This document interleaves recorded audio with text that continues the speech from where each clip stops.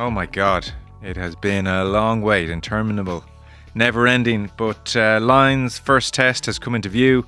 Brisbane, 11 a.m. Irish time, and we have a team as well. So finally it's getting real. Our rugby coverage, as ever, with thanks to Energia. They sponsor rugby in Ireland at all levels, grassroots with the Energia AAL. Official energy partner to Leinster, Connacht, the Irish men's and women's teams, and their Rugby for All initiative welcomes everyone of all abilities to participate in the game. And energia.ie/rugby, the place to go. So the team has been named as forecasted by Rúaidhrí O'Connor, who's with us today. We have 8 Irish in the starting 15, 11 in the 23. The English have 4 starters, and it's an English bench, 5 English on the bench. The Scots have 3 starters, no one on the bench, and no Welshmen in the squad for the first time since 1896, which is quite something. So, as expected in many ways, Hugo Keenan, wings are Freeman and Lowe. He has gone for the Scottish partnership of Jones and Tuipulotu. Finn Russell, of course, at 10, Gibson Park at 9. Genge gets the nod over Porter. I guess that was the feeling increasingly. Sheehan and Furlong are with him. Joe McCarthy, one of the form selections for sure, not in many people's test team at the outset of the tour. And he's alongside Itoje. And then back row was always going to be razor thin.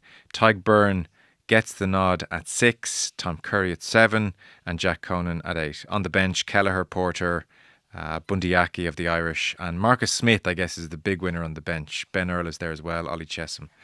So we are ready. Andy Farrell was asked in his press conference about the big strengths of Australia. Well, just knowing what it means to them more than anything. We know the quality as far as their attacking threats, their athletic ability, the way that they want to play the game, from turnover ball, counter attack, all of that. The set piece is good, but when it comes around every 12 years, and you're privileged to be able to represent Australia, I suppose that's the one that they'll be obviously making sure that they use appropriately, and rightly so. I'll be honest, I did wonder when he was asked, assess their strengths, and he talked about how much they want to play for Australia. I thought, is that a polite way of saying, Rúaidhrí O'Connor's with us? Hey, Rud. Hey, Joe, I'm not feeling the love, not feeling the enthusiasm. Yeah, I know. It's not Port Roach, but come on, test week. I've had a long week. I think I'm tired. Some of us have been spending 6 weeks of our lives on this. Come on. Sorry. I'm very tired. It's been a hell of a week. Port Rush Monday, Port Rush Tuesday, and a live show last night with Joe Brawley, Pat Spillane, Eddie Brennan, and John Milan. There's a hangover feeling this morning. Hardest working man in showbiz. That's what I say. But at least, in my defence, I've been here for the last 6 weeks. Look what the cat's dragged in. Ian Madigan. Yeah, back on. Now come on. Well, this is our 21st show of the season, Joe, which I've absolutely loved, and if we keep our numbers going, we'll have broken 1 million views across Shopify and YouTube, which I think is a great achievement. So, yes. Look, thanks a million for having me on again. I always enjoy coming on. Similar to yourself, I've taken a bit of time to warm to the Lions, but here we are, test 1, and I'm ready to go. Yeah. So, Rod, don't think that Madigan is on here for the first test. He just wants to break the 1 million. He just wants to get that ticked off. It's for the LinkedIn post. He just saw that Leinster back in pre-season, and it's the start of 25, 26 already. Yeah, so let's get into Leinster pre-season. Ian, where do you want to start? Thomas Clarkson called up to the Lions. Yeah. How would it affect Leinster? No, you're right, Rod. That was a lack of enthusiasm on my part. I tell you, I'll send you a message. Yeah, go on. I spent an hour with Miles Harrison yesterday. Oh. And if you ever want to fall back in love with the Lions, I suggest having a chat with Miles. I have a piece with him, and I think it's going in the Sunday Indo this week about his life. He's the voice of the Lions, and because I was a bit down on it as well. Like it hasn't taken off, but it's starting to feel it around Brisbane. And obviously we have teams now. It's my first Joe Schmidt press conference of the tour, and it was good to see him and good to hear from him. And he's always interesting. And then Farrell was in. There was a bit more to Farrell today and a bit more energy, and it's starting to feel real. Finally, it's taken a long time. It's been a great trip in terms of seeing different parts of Australia and all of that, but the rugby hasn't delivered. You're right, and it has dragged a bit in terms of the quality of game. We've been waiting for this point, but I went to the Gabba today and met Jason Robinson, and he kind of reenacted his try on the pitch. And again, just being there, watching YouTube videos of Driscoll scoring his try, it's kind of it's starting to feel like the Lions is about to get going. And I think I'm hoping Saturday, if Saturday doesn't deliver, then you kind of feel like what have I wasted my last month on? But I think it's going to be a cracker, and I'm hoping that Joe has something special for us, because a lot's weighing on his shoulders, I think. Yeah, we are back to that old phrase we used to use so often in Joe We Trust, just to conjure something up. Let's go through the team and then we'll go from there. Ian, I'm obviously very curious to get your thoughts on the tour generally, because we haven't spoken to you at all. But let's start with the team. So 8 Irish, 11 in the 23. He was asked about the back row. We just have the clip here. So Tadhg Beirne gets the nod at 6. Jack Conan was always penciled in at 8, and Tom Curry is at 7. So the kind of cause du jour in particular in the British media is Jack Morgan. But I'm sure Josh van der Flier is feeling very disappointed as well today. So Farrell asked about the thinking behind the back row. Yeah, I suppose that's the hotly contested one part of the side that has been talked about for quite some time, and rightly so, because of the quality that we've got there. Obviously, we feel that that's the right balance for the first test. The combination of Tadhg being his quality in the set piece, but yet his all-round ability, either on the floor as a jackler or a ball playing 6, I think complements Jack also in a similar regard. But Tom being the engine that we all know that you need in regards to Test match football. In terms of Jack Morgan, a player of the match performance against the Queensland Reds, can you tell us how close he was to being involved? As close as you could imagine. Yeah, and Ollie went and said nice things about Jack Morgan. Ian, thoughts on that back row? Yeah, I think that, look, the Lions have a big edge here, both in the starting pack and on the bench. I think they've picked a team that is kind of ensuring that they're not going to lose. You know, had they gone with Josh or Morgan on in the back row and not had Tadhg there, maybe the line out could have gone to asunder, and that could have been the access point that Australia got in with. They've picked Tadhg there, who, look, Tadhg hasn't played particularly well on this tour. He sets a very high bar, and maybe he's a little bit tired, but look, he's the kind of guy who always shows up on the big occasion. I've no doubt that he'll put in a big performance at the weekend. They've a lot of ball carriers in that pack. You know, pretty much 1 to 8 are really, really good ball carriers. You know, McCarthy and Itoje in the second row versus the Aussie second row, where I'm struggling to see where the punch is there. And that will be a big concern for me. And like the Aussies, I know we're focusing on the Lions team, but the Aussies have had to go with Slipper at loose head because they're worried about the scrum. A guy who, you know, look, he's very good at nailing down the scrum, but nothing as mobile around the pitch as someone like Bell, who we're seeing coming off the bench. So yeah, look, really strong pack, and lots of guys in form. Like Gann just played his way into the team. Yeah, I think it would have been a very close call between himself and Porter. So your interpretation of Beirne is he's not in brilliant form. I know, Rud, you've said a few times you're not so sure he's a 6 these days.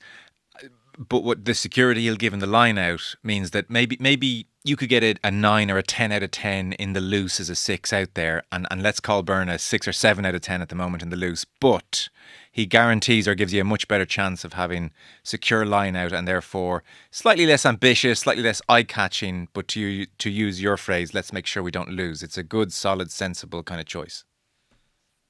Yeah, exactly that. And like what he offers the breakdown, will he come up with 1, 2, 3 turnovers? Yes, and that's where that's where the Australians have to target. Okay. You know, and as strong as that back row is, you can only pick 3 of them, and the Aussies will have total belief in the guys that they've picked. And McWright can kick it with the very, very best in the world. He's phenomenal on the ground. And you heard Andy Farrell talk about, you know, the Australians focusing on turnover ball. That's going to be a big part of Joe Schmidt's game plan. Yeah. And Lions have barred the invitational Australia-New Zealand team game, kind of struggled a little bit at the breakdown. Rud, your back row thoughts? Is that all fair enough, everything Ian says? Yeah, I think we should step back first, Joe. Like, 8 Irish starters in a Lions team. And really, I think it could have been 10 had Gary Ringrose not picked up that concussion. I think it would have been 10. It would have been Bundy and Gary in the centre. And like, it wouldn't surprise me if he'd gone for Mac and we could have had 11 out of 15. Like, this is unprecedented. It's a historic figure for Irish rugby. And I know it's the Irish coach picking them, but it's a reflection of where the game has been here and where the team has been for the last couple of years and where these players have been. And it's kind of churlish to complain about one of them in one way, but like, I think Josh van der Flier is very hard done by not to be in this team. I know Ian talked about Ty Byrne being out of form, but I thought he played pretty well against the AUNZ as captain last week. Curry really hasn't hit those heights. I think with Curry and Byrne, it's a body of work selection, and we've seen Andy Farrell make body of work selections in the past, and it's a knowledge and a confidence that when the whistle is blown on a test match of this intensity, these are players that step up to that level. And there's risk in it because the form isn't good. And I think Josh has had an underrated tour. I was surprised the question was asked about Jack Morgan being overlooked because I think Josh has had a better tour than Jack Morgan.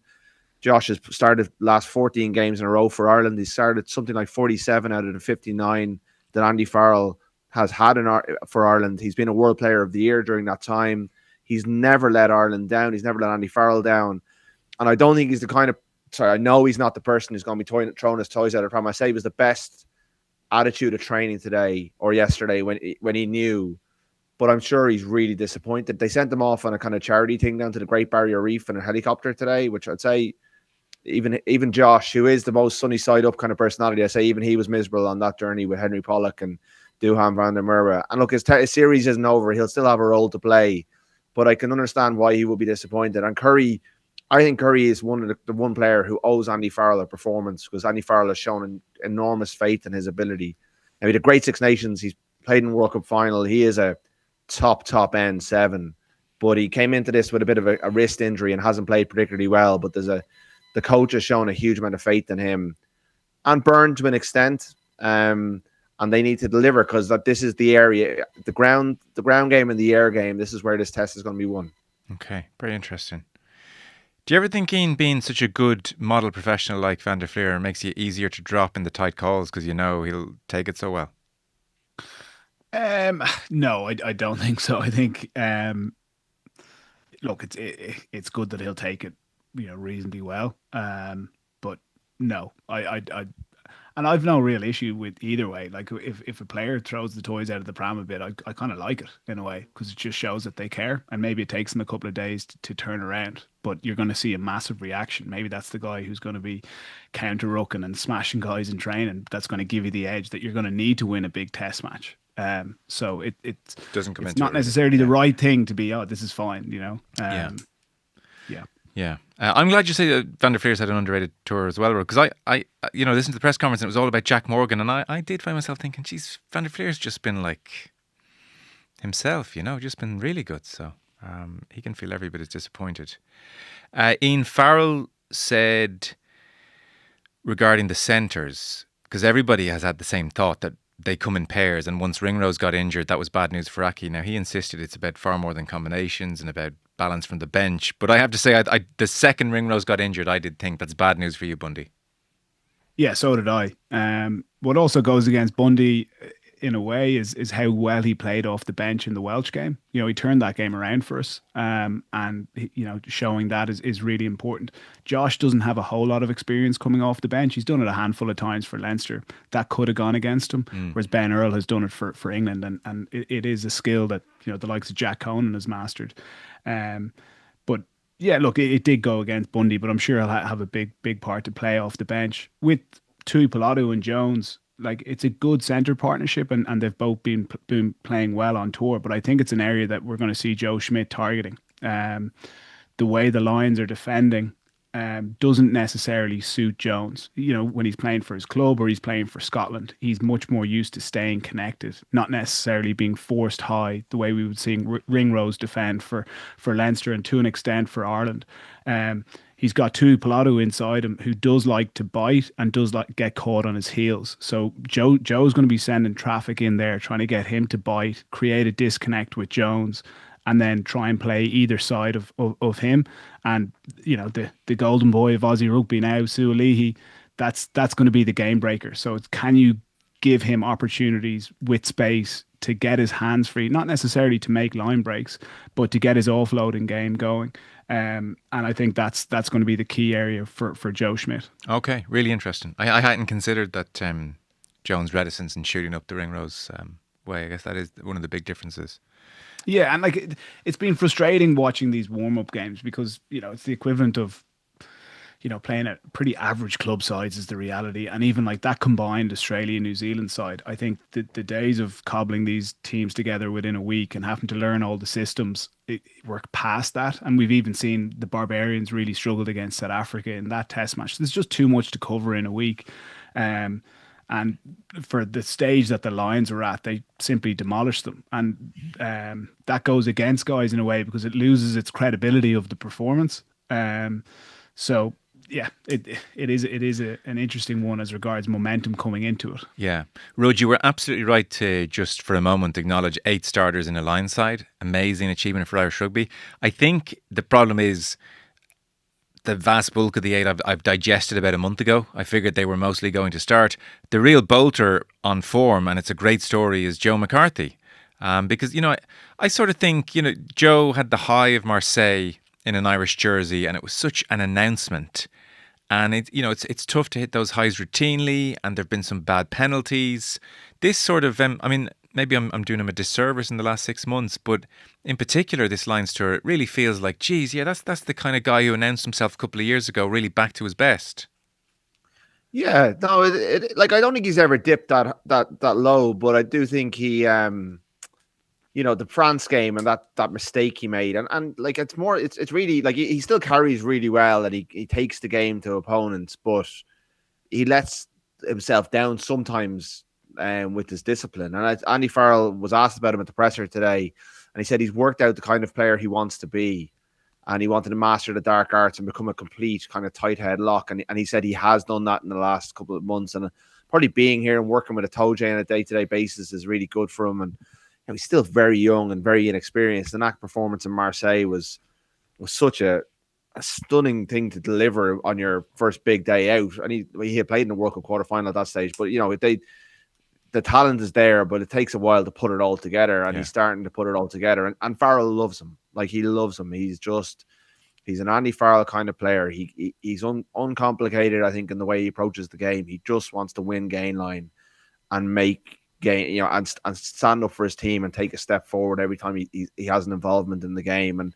And yes, he sometimes makes silly mistakes, and he got absolutely hauled over the coals for the France one, but he's been squeaky clean over here. Now, again, it's easier to be squeaky clean against the Western Force than it is against Australia in a full Suncorp stadium with the noise and the pressure and the expectation that delivers, and that will be a test for him. But he's born for this level physically, and he will, Nick Frost is a good second row. He's a big, athletic, kind of Ryan Baird almost style. He's fast, but he's not Joe McCarthy. Hasn't got McCarthy's size and strength. And when you've got a Toje alongside him who is having a really good tour quietly, a little bit like Van der Fleer, he's doing the things we expect a Toje to do, but they're exceptional. It's a really, really good second row partnership. Lovely balance. And then you've got Byrne to help them as well with the breakdown stuff. And yeah, he's James Ryan is a little bit unlucky that he picked up that knock in the URC final because he was going well, and I think they may miss him in terms of his breakdown involvements and the way he is often first to the breakdown, and Josh as well. Like they're the two high volume breakdown guys. It's unglamorous. But we know what Joe's going to do. That's where Joe's at his best is going after that breakdown. I'd say they might try and keep it off the floor a little bit and get Joe winning collisions and keep it off the floor. But they're losing a little bit, but they're getting an awful lot with that combination of big men because it's such a power pack. Yeah. I think the key with Joe, it's exactly that, Rod. It's big carries, big collisions in the tackle. His rucking as an attacking rucker is really accurate, but it's his counter rucking and his ability to disrupt the opposition's attacking ball, slow it down, make the ball bobble out the back. But the Aussies are going to target him. Like they're arguably the best sledgers in the game. They're smart guys. They'll figure out something that's going to try and get him into the red. And if you give away a penalty or 2 penalties early on, and you start to doubt yourself with how you're coming in and counter rucking, that can affect you. So he certainly, in my book, deserves to start. He's really found form, and I think a lot was made of that French penalty. Look, it was a poor mistake, and it had a big impact on the game, but the system ultimately let him down as well. Any other team selections you want to mention before we get into the nuts and bolts of previewing this game? I think it's partly it's going to feed into we'll probably return to it during the preview, but Marcus Smith's selection in that 22 shirt is I don't know if Andy Farrell, when he was setting out for this tour 18 months ago, would have ever envisaged that his starting 10 was going to be Finn Russell and his replacement 10 was going to be Marcus Smith. They've kind of found their way there, and Finn Russell has earned it. I wouldn't dispute that at all, but I think Joe even mentioned it today. He's been coaching against Finn Russell for a long time, and Ireland have just always found a way to shut Finn Russell down, albeit behind a Scottish back that's often beaten. And if Schmidt ends up in the backfield, if they lose one of their back 3 players, I think that's a serious red flag for the Lions, because we saw in the Ireland Six Nations win over England when Schmidt was in the backfield. We saw in the Argentina game where he was playing fullback, he is not an aerial presence, and Australia have an abundance of high ball experts with Suaalii to the fore. So it's obviously a bit of an ifs and buts, because it might not happen. He might not end up there, and he is an excellent. When he got the ball in his hands, he's magic. But he's not a fullback, and I still haven't seen nothing to convince me that at this level he won't be exploited if he ends up there. I fully expected him to pick Owen Farrell. I was surprised that he didn't, given the way he came into the game against the AUNZ. He just doesn't have enough rugby under his belt. But I thought he looked commanding and everything you want from an out half or 12 in the last 20 minutes of a game. But he clearly feels he's not ready yet, and Finn Smith just hasn't done enough. But I think that's one area, because the bench is very strong. Yeah. But I would have my doubts about Marcus Smith if he's brought on in the back 3 in particular. And there's with him over Farrell, if a winger comes off, they'll do a lot of moving. Like there's a lot of moving parts. There's no natural winger to come on, so it's a bit unusual. Okay, fair point. Yeah, and is Smith getting the nod because he needs full back cover? Yeah, yeah, okay. Yeah, pretty much. But and he's gone well. Like he's had a decent tour, but he hasn't been outstanding. Yeah, no, but I'm with you. He's so not a fullback, and he hasn't played any fullback at this Lions tour. I'm sorry, he hasn't played 10. He's coming on 10. Really, he's had very little time. I can't remember any time. Has he played a game of 10? Bits and pieces. At most.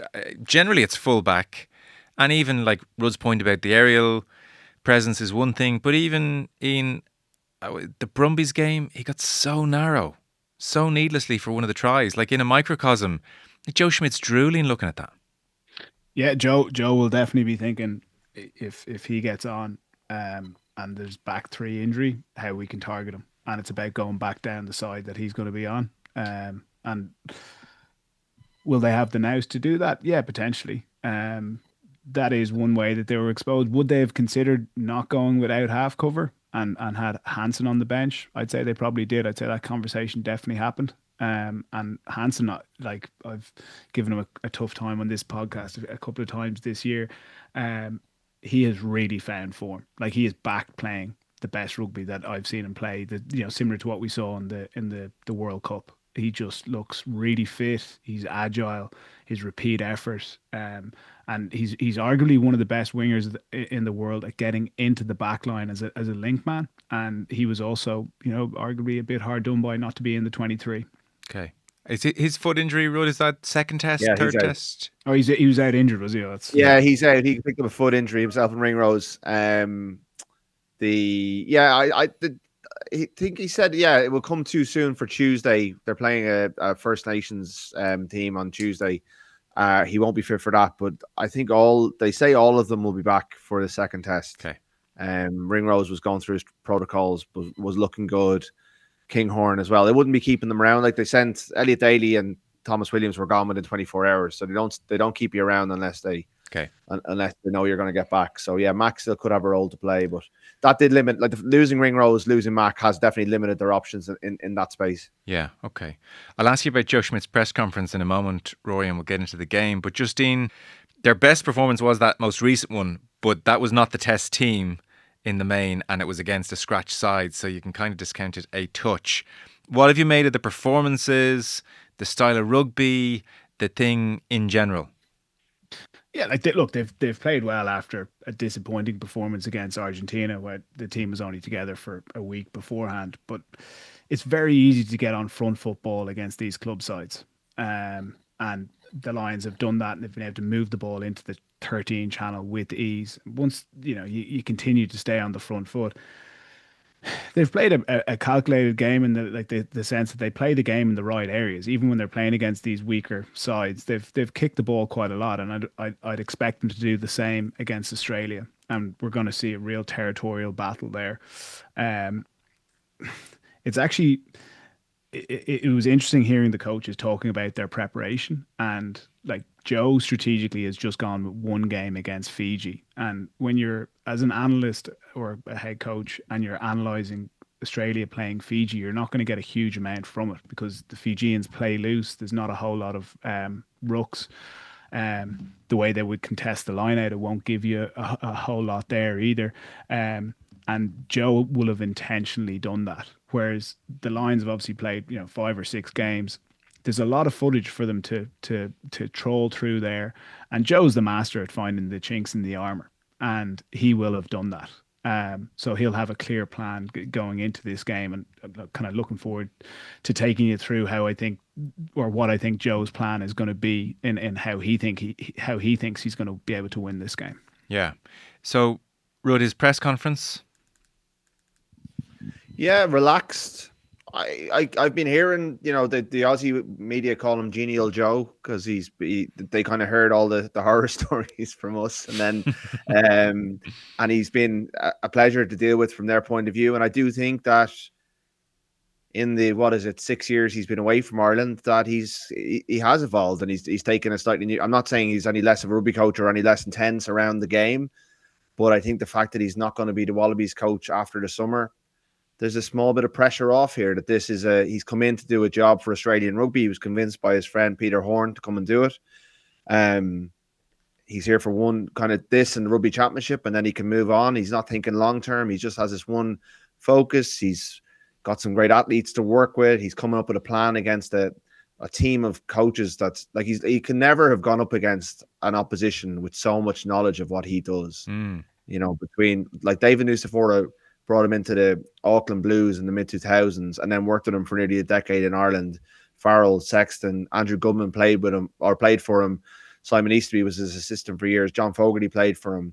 Vinnie Hammond, the Lions analyst, was his analyst. I mean, I think Joe was this kind of the supervisor on Vinnie's, or the sponsor on Vinnie's PhD. Like they're that close. So you've got an incredible amount of knowledge about him, and I'm sure he's loving that challenge to try and stay ahead of that group as well.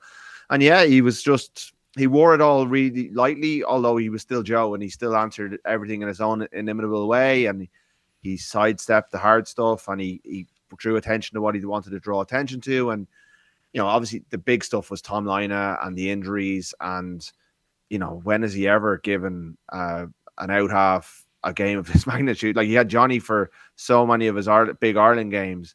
Like, Tom Lina's played 3 times off the bench for Australia. This is his first start, and that's massive. Now, he's had 6 weeks in camp to prepare for this, and Joe trusts him, and he said he wanted to get him into the starting team last year, and just injuries intervened. But it's a kind of I think it's evidence of the scale of the task that he's facing, because his mind is there. It's just whether he has the bodies that are willing to be able to do what he wants them to do consistently across 80 minutes. So the challenge is enormous. But he's still Joe. He hasn't changed much, but he has, I think, chilled a little bit and seemed to be able to wear it a little more lightly today. Okay. And I know things got tense with Joe and the Irish media towards the end. Had he mellowed, or even just the sheer passage of time and seen some familiar faces, was there a degree of like catching your eye and a nod and a kind of a nod of recognition or a bit of warmth, or was it very businesslike?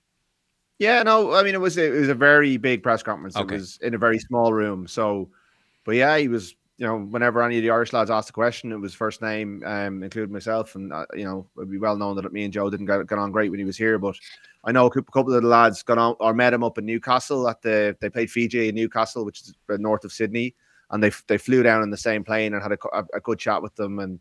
And again, he just seemed to be in a good place and a good space, because like by the end with Ireland, like that last year really wore on him, and he looked he looked haunted by the end of it in Japan, when it was all his life's work was kind of disappearing, and Farrell was sitting behind him in the press box, and that was just, that was such a tough year. And it definitely, I think the time with the All Blacks and all of that has I wouldn't say it's mellowed him. I'd say he's just the same once he gets on the training pitch, and he's still driving standards, and he still massively wants to win this series. But just in terms of the way, like, it was the pressure's up on YouTube. It's he was very masterful in the way that he handled all of the questions, and the Aussie media can be unforgiving. I mean, one of the journalists was calling him Sleepy Joe last week because he hadn't developed a backup plan for the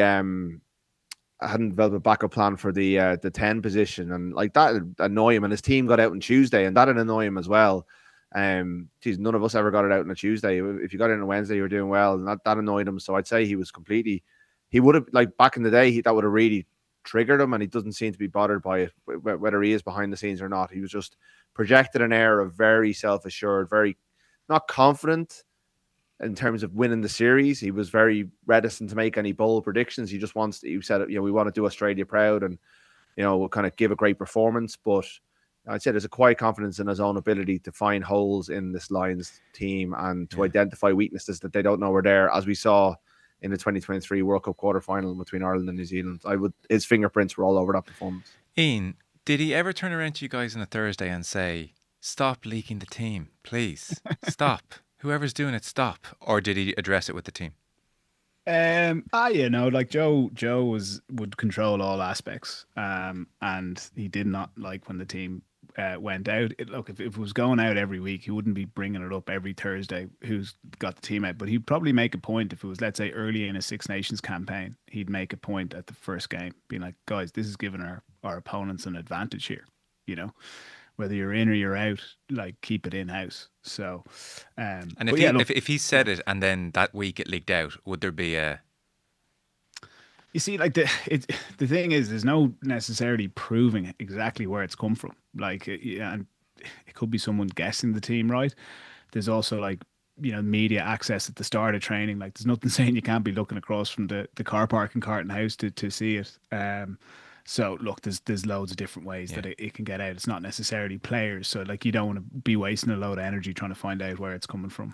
And it's difficult for you to know this, but I suppose if you were ever to interview Schmidt these days, you'd love to say to him, like, once you left, so many of the Irish players came out and made the same complaint about you. And it's often forgotten. They made the complaint within a broader, sense of he's amazing. What he's done for Irish rugby is extraordinary. He's a phenomenal rugby coach. But, like, you have Andrew Porter counting the speed bumps into Carton House. It's too intense. It's too much. I'm not enjoying it. And they've all talked about how much they've enjoyed their time under Farrell, allowed them to express themselves more, etc. It would be fascinating to know, to what extent did you follow that? Did you read that? Were you hurt by that? And did you think to yourself, do you know what? They have a point. Even if I don't agree with them and I think it needs intensity, if they're telling me it's too much, then it's too much. Or I know best and I'll do it exactly the same way next time round. Would love to pick his brain on that in depth. Yeah, like, Joe's a really intelligent guy. For sure. And like, ferociously competitive. Like, what you're seeing in these media in press conferences is not what's happening in behind. Like, he's a whistle in the mouth coach, and he is driving these guys to win. He's got the goal written down, and he's going to win this test series. And he'll have total belief that he can do it. When he's talking about the Australians being competitive, that is just words to the media. He'll have total belief that he can win it.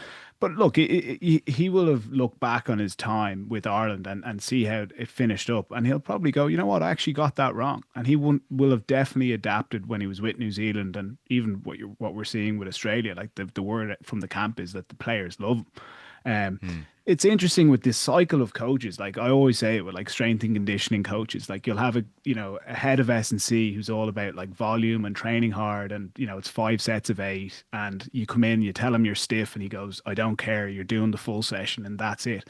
And then you'll have someone who comes in afterwards who's like, okay, yeah, well, if you don't want to squat, do lunges, and if you don't want to bench press, do dumbbells, whatever. 3 sets of 8's fine, and if you don't want to do the last superset, that kind of cycle, it will get a positive reaction. Farrell noticed that and was working with the Irish team, and he would have been thinking, how can I make an impact? I can, care about the players a bit more, hone in on their families, listen to them, make sure that the partners are looked after around game time.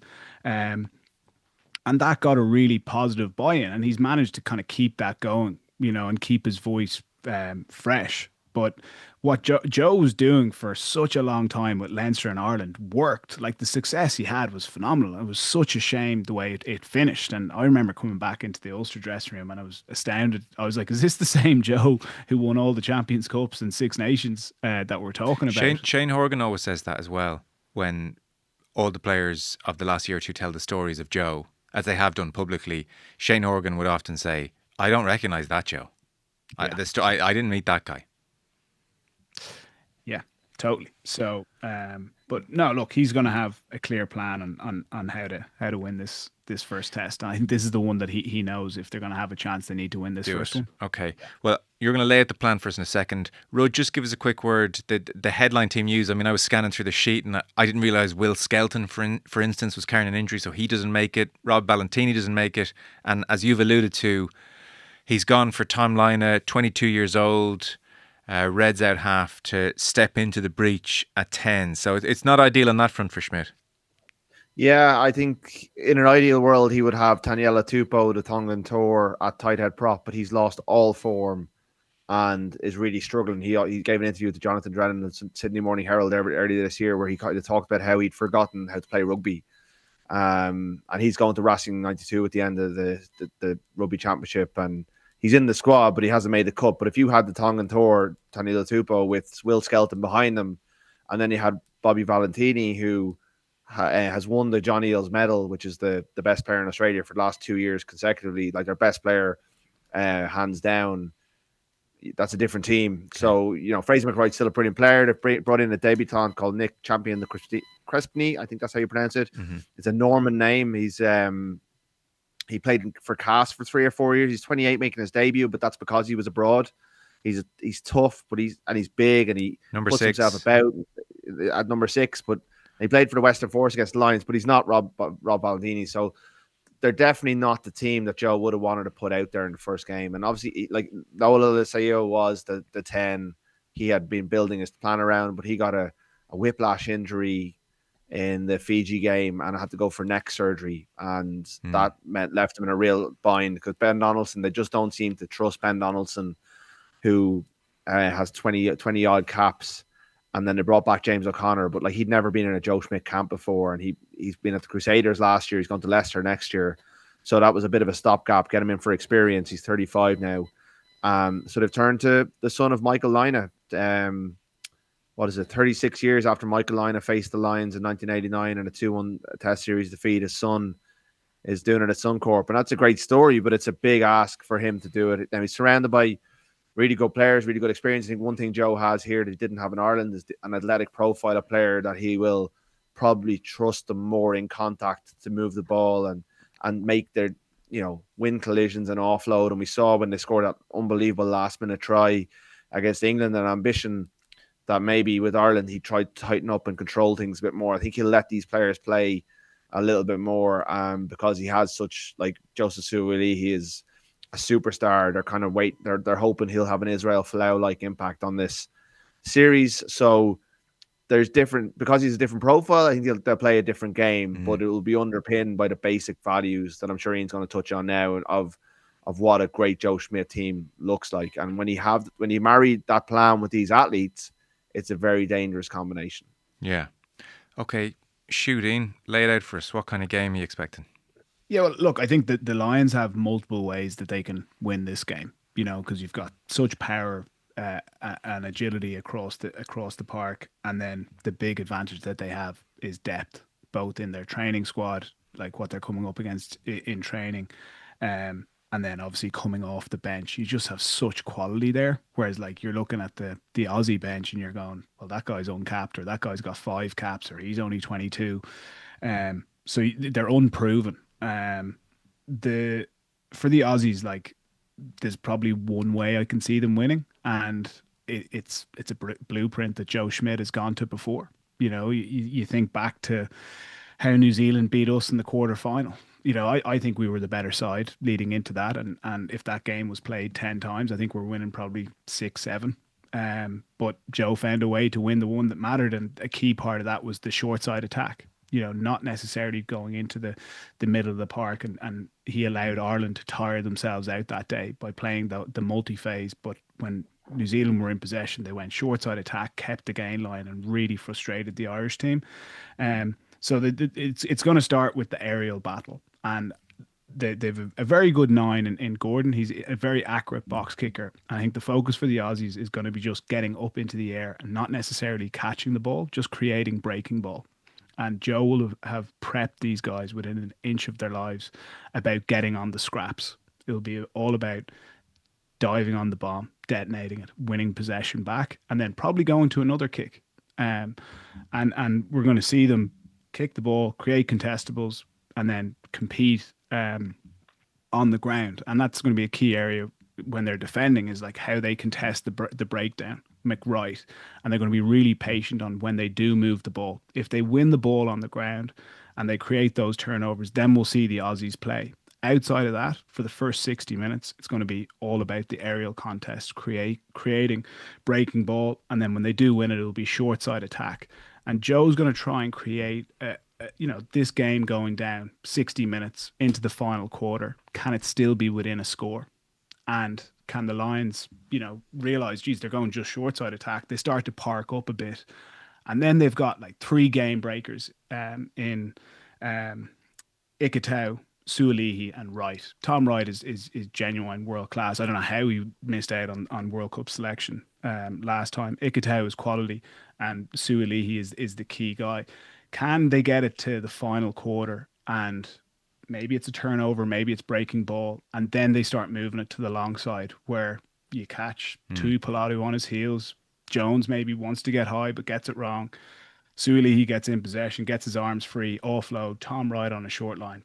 That's the try. Suddenly we're, 4 Aussies are 4 points up with, 10 minutes to go. That's the big moment that Joe is going to try and set up in this game. And I believe that it's going to be a lot closer than what people think. Okay.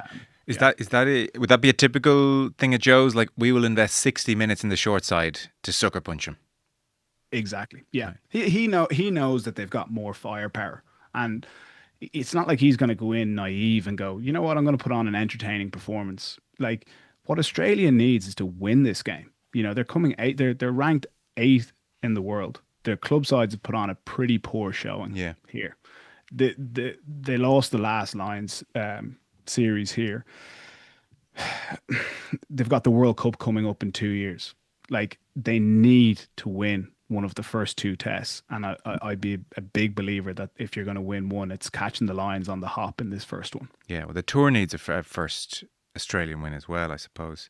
It's funny when you talk about that aerial battle. I always think, when England came to Dublin in 19, which is going back a while now, obviously, but they just blocked every Irish ball chaser in the aerial game, and obviously the escort lines are now being policed. So I'm sure Joe's kind of fallen in love with that tactic all over again. Yeah, he'll love that rule. And Potter, he played Leicester for a few seasons, and Jorgensen, they're both good in the air. But Suoli is one of the best I've ever seen in the air. Like, he dismantled England in that spring series, like whether it was off restarts or just in his kick chase. His spring and agility and ability to get up with the ball, it's the best I've ever seen. And then a final one. I don't know to what extent the Lions feel a pressure to put on a show, but will they just kick in kind in return? I think we'll see them kicking a huge amount in their own half. I don't think they're going to look to play there. They won't want to give Australia access. Like, if you're playing around your own 10-metre line and you've got McRight sniffing around the breakdown, all it takes is one person to miss the clean out, and then suddenly it's 3-0, and I just don't think they'll want to give the Australians those opportunities. Yeah.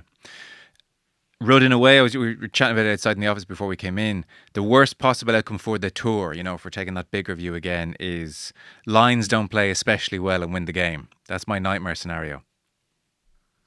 Yeah, although I think a comprehensive win is almost more damaging for the series, because there's, at least if the Lions don't play well, there's a way back for Australia in Test 2. But if they hammer them, like, they haven't sold out the MCG next week, and they don't expect to. But if they if Australia get a win or it's a one-score game and it's exciting and the Australians buy into this, then you might get a shift a load more tickets in Melbourne next week. Now I think it's still going to be 80,000+. It's not selling out 100,000 stadium is no embarrassment, but there is a bit of an onus on this first test to deliver something to give a spur. And we have to remember it's the first Lions test in front of a crowd since 2017, and 4 years ago was a very damaging series for this entire brand. I think interesting listening to Teen. I know the warm-up games were not necessarily great contests, and that the 4 provincial teams plus AUNZ didn't threaten the Lions, but I think they were working very closely with Joe Schmidt. From talking to Stephen Larkham, I think he was asking them to try things and to show them things. And he will have taken something from each game. So the way that the Waratahs with Charlie Gamble went after the Lions on the ground, the way that the Reds worked the backfield. Now, I think when Duhan van der Merwe was in your backfield, you're always going to be vulnerable, and that's an obvious tactic for Les Kiss to go after. The way that the Brumbies sent their scrum half into the passing lanes outside Finn Russell to disrupt them. Like, Joe's coached against Finn Russell loads and will know. I think he'll be setting traps for Finn Russell and trying to almost bait him into trying passes that he probably shouldn't try, and Russell won't be able to resist because we know he loves that pass. So I suspect there's been a long game here. I know Australia have had an awful lot of time to prepare for this in terms of, Joe didn't have the squad together, but his management team have been poring over footage of Ireland, been poring over footage of all the European teams, and there's a huge body of work going into the prep that we're talking about. And the Lions haven't, they should win 3-0 because of the caliber of player that they're putting out there, but they have shown flaws against teams that they should be beating by much more. They've started most games in Australia slowly. They started well against Argentina, but they've started slowly over here. So if Australia can get a lead, that could be tricky for them to kind of come back into the game because they're going to get less. They've been very profitable getting into 22. They're not executing once they get in there. Like, they keep getting held up over the line. Lads kind of like James Lowe kind of falling backwards over the line and getting held up by a knee, and Van der Fleer knocking the ball over the line. They haven't been as ruthless. And again, hopefully a test match will bring that out in them. And they've been, because Andy Farrell's asked them to play a very complex game, and for 7 of the starting 15, it's a new game for them. I get the sense that they're thinking about what they're supposed to be doing rather than doing the thing that is there to be done. So if there's a ruck in front of you, you're thinking about your role rather than actually just smashing it and getting there first and beating the Fraser McWright to the ball. So if they're still learning and they're still trying to remember where they're supposed to be, that's dangerous because the Wallabies know exactly what they're supposed to do. And it might be a very simple game plan, but they've got clarity. And if that's in their heads, I was talking to Ben Darwin, the former Wallaby prop, who does a lot of work around cohesion. He was saying that teams can look like they're less hungry. It's because they're overthinking it. They're thinking about what they're supposed to be doing. So if they're first to the scraps in the way that Argentina were first to the scraps and that really annoyed really annoyed Andy Farrell after that game, it could be just that Australia have a far less cluttered mind. And if Farrell hasn't been able to embed that game plan in those players yet, and it's a very complex game plan. It took Ireland a year to get it right in 2020. These are the kind of areas that I think could let them down. And if they show a weakness, it might not be a vintage Australia team, but it'll be a very well coached Australia team full of dangerous athletes. And that's where the kind of danger is. But I think after this length of time, they should just about have it nailed. And with the caliber of player and the caliber of bench, they just have just that bit too much, even saying all of that. Yeah. Ian, Rudd raises that point there of the complicated game plan, and it took Ireland a long time to get to grips with it. Generally, the Lions' game plans are quite simple for obvious reasons. The lead-in time is short, it's a scratch side. Did they bite off more than they could chew here in terms of game plan? Should it have been a more simple game plan? I think, look, we'll find out. I think that that's Farrell's point of difference. There's a lot of detail in his game plan, and everyone's got their role, and it's very kind of structured and systemized, and it's all about unpicking the lock. If the pitch is divided into 10 lanes and lanes 1 to 5 are blocked, can you run the perfect shape in lane 6 to unlock it? And that's the way we've seen Ireland attack, and that's kind of Johnny's way of attacking, and I'm sure he's coaching it that way now. I think where you could see it unraveling is if things aren't going to plan, can you then go back and simplify it? And you've got some players who are still trying to run this intricate system, and some players who just want to simplify things, because that's what they do with their club side, and that's what they do for their country. And there's no doubt that Ireland's game plan is more intricate, and it has to be, because we don't have the physical specimens that the likes of France have, for example. Lions tours in the past, obviously, like Warren Gatland has been the main coach, and like it was interesting hearing Luke Fitzgerald talk about like the key focus. And look, I think it was whatever 3 or 4 tours ago, but it was just about forwards get around the corner. Around the corner. That's all they say. Around the corner. Yeah. And backs just keep your spacing. So like when you do get it, stretch the field and try and create big lanes between the opposition defenders. But that is as simple as it comes. Yeah. Yeah. I suppose one player said it took 5 minutes to learn the game plan in 09. Yeah, and then it's just about winning the physical battle. Yeah. But he was complimentary of that idea, by the way. He said that was great. That was okay, brilliant. That's all we're doing around the corner. Then it was like you could allow this huge intensity to kind of unleash itself, and you're so desperate to play for the Lions. He was like, that's the way to do it. He was complimentary of it. So, be interesting to see if the more intricate one catches. It sounds like you're both trying to talk me into getting excited, but you're both going to tell me the Lions just to pip it. Is that about the gist, or is anyone actually leaning over the edge into Australia? As you say yourself, there's no show like a Joe show. So I'm going to go with the Aussies by a point. Stop. You're just doing that for clicks. You just want that million. Correct. No, I look, I think it's going to go down to the wire. Right. If the Aussies are going to win, they're going to scrape it. That's what I'll say. Okay. If the Lions can win this well, if they get it right. So you're giving Australia a big chance here. Totally. Okay. Yeah, they've gone in under the radar, like, and Joe hearing the likes of Pollock saying we want to win 3-0 or we expect to win 3-0. That's music to his ears. These guys are waiting in the long grass, and they're going to back themselves. The Aussies, like the Aussies, one thing I'll say about them, like I've been blessed to play with so many of them in the different clubs I was at. They have unbelievable self-belief that they can turn up on the day and beat whatever is in front of them. And I'm confident that Saturday will be no different for the 23 Aussies that take to the field. Yeah. Rud? Yeah, like the Lions should win this 3-0. And if they don't win a 3-0, I think they've underperformed. They are a combination of the three, I suppose, but they're a combination of 4 nations, 3 of which are ranked higher than Australia at the moment. And Australia didn't get out of the World Cup pool, the last World Cup. But this is as open a goal as the Lions will ever have. And I think that creates a massive pressure. Andy Farrell has picked 8 Irish players. He could have picked 11 if everyone was fit. That creates pressure, because if they do lose on Saturday, we know what we're going to be hearing about for the next week.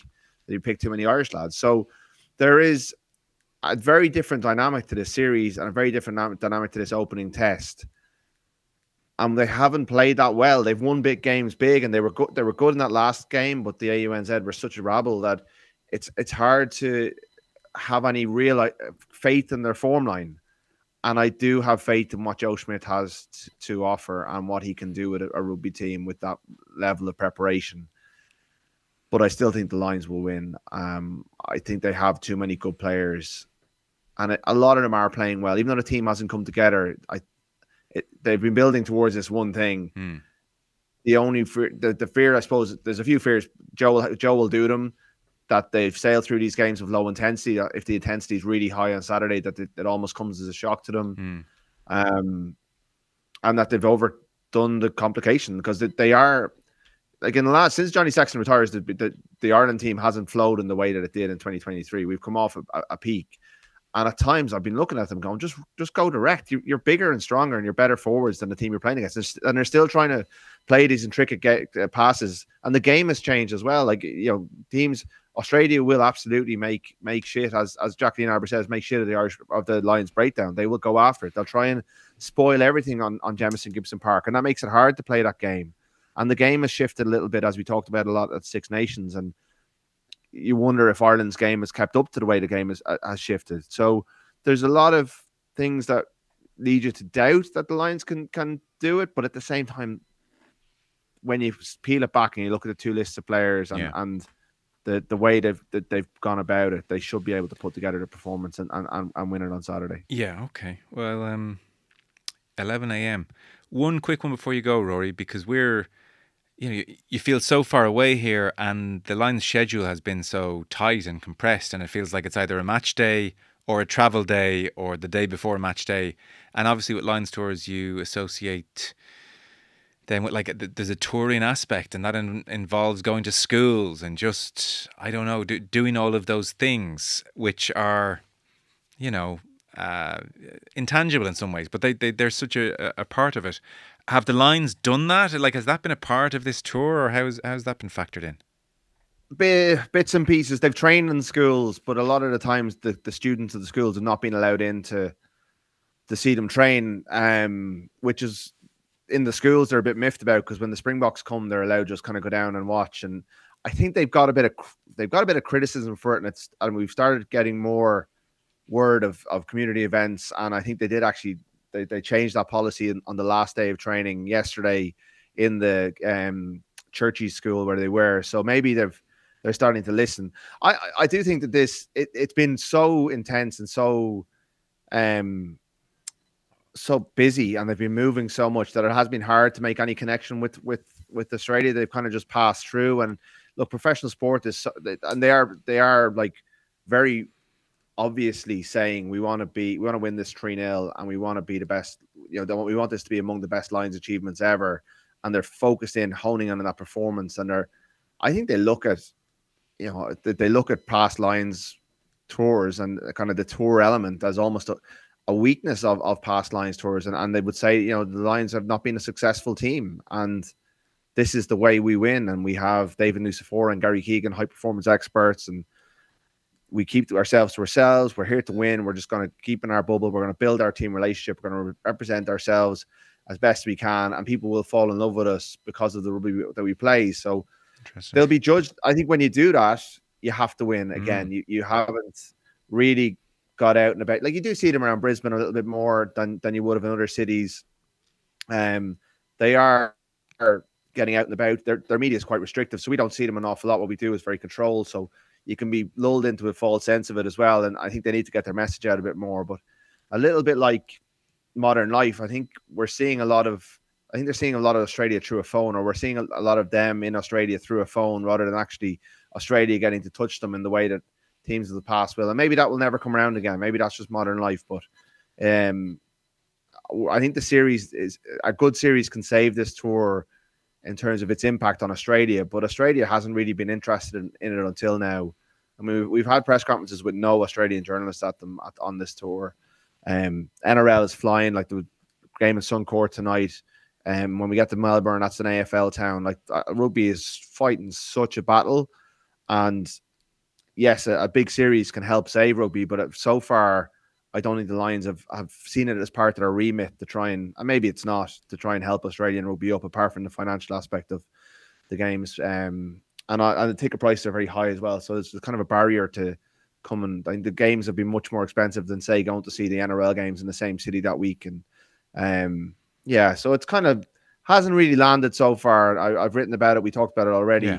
But this week, now that the fans are starting to arrive in big numbers and the city feels buzzy, it does feel like an event is about to take place. And like what's gone on the last 3 weeks has been a preamble anyway. So we're really hoping for liftoff, because it's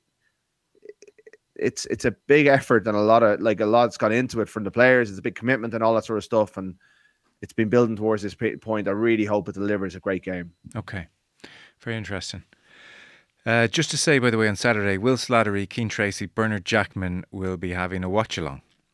Go to the Indo YouTube page, and the boys will be there pre-game, right the way during the game, half-time, full-time. So by all means, crack open the laptop or the phone and find the guys on YouTube, and that will be a nice accompaniment to the game on Saturday. So keep an eye out for that. Fellas, brilliant. Rory, we've kept you up late. Thanks so much. Great stuff. Cheers, man. No worries. Cheers, guys. Ian Madigan, job done. You got what you wanted out of this.